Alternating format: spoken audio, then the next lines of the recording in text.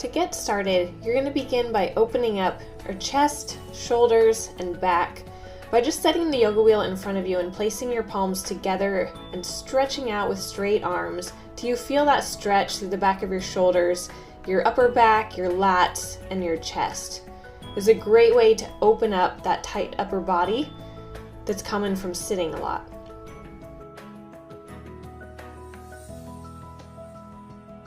You're going to sit with the yoga wheel behind you and then slowly and carefully press up and begin to roll backwards and forwards very slowly so that you can feel how your body feels on the wheel. Make sure you're balanced and aligned, and just stretch as far as is comfortable. And just go a little bit further every time, continuing to stretch and open up your chest and increase the flexibility in your lower back and upper back. Once you've stretched out and opened up your back, we're going to go back into the same position and just work a little bit more on the chest. This can get really tight from sitting all day, so you're just going to stop and lay back on the wheel, your neck supported, and just stretch out your arms to the side. You can also stretch them behind you and begin to let gravity just open up that chest and shoulder area.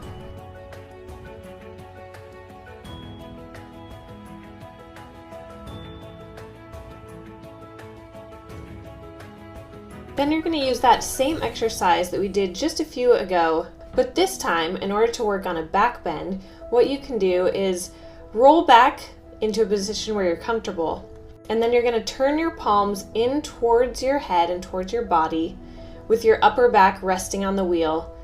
Feet should be hip width apart, toes pointed straight ahead. From this position, you can press up through your shoulders and straighten out your elbows into a back bend. If you can't make it, that's fine. This is why the yoga wheel is helpful. You can just come right back down onto the yoga wheel.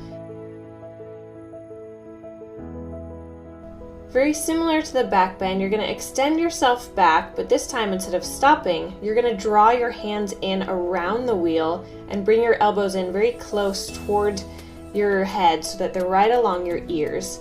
And then extend your feet out in front of you, toes pointed straight ahead. And you can continue to press yourself back, trying to bring your shoulders a little bit closer over your elbows if you have enough flexibility to do so. And then when you're ready, just carefully lower yourself back down.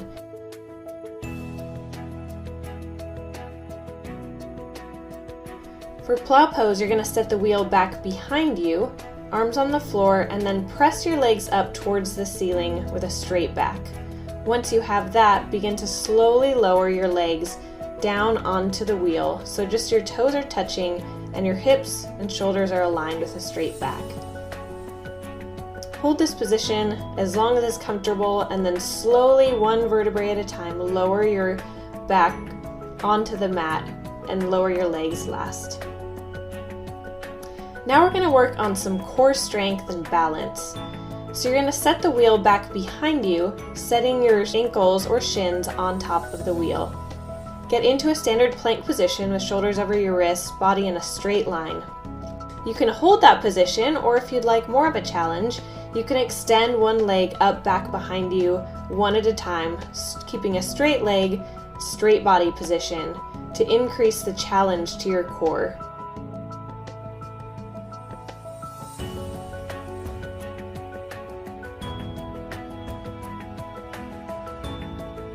Do this as many repetitions as you can or as comfortable, and then when you're ready, slowly drop your knees back down toward the floor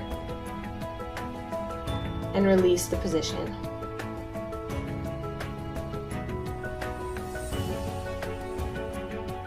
To take it a step further and add a bit more of a challenge, you can go back into a plank position.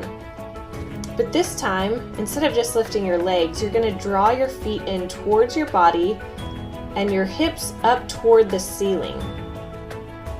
To go a little bit further, you can also position the wheel on your shins, and you're just going to draw your body up, forming a V, and then slowly lowering it back down. Do this with a slow, controlled movement, and this will really help to build your core strength.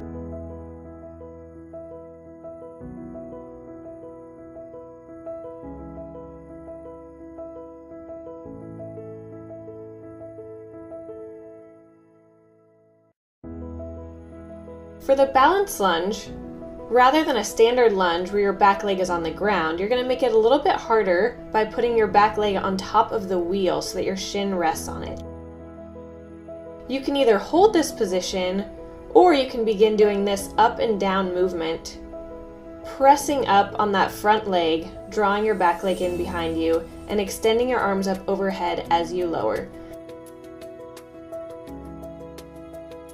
To take this a little bit further and make it a little bit harder, rather than extend into the full lunge position, you're going to rest your knee and upper thigh on the wheel behind you.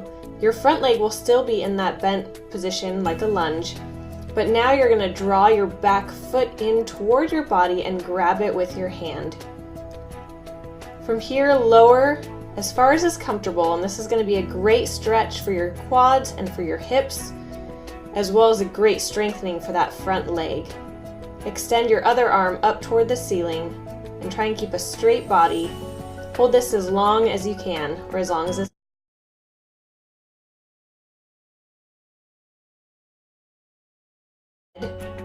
wrap your hands around it, and then begin to slowly walk your feet in toward your body. You can rest your shoulders back against the wheel for balance, and then extend your legs up toward the ceiling. Once this is easy, try putting the yoga wheel out further in front of you so that you're not resting your shoulders against it, but instead your shoulders and elbows are completely aligned and the wheel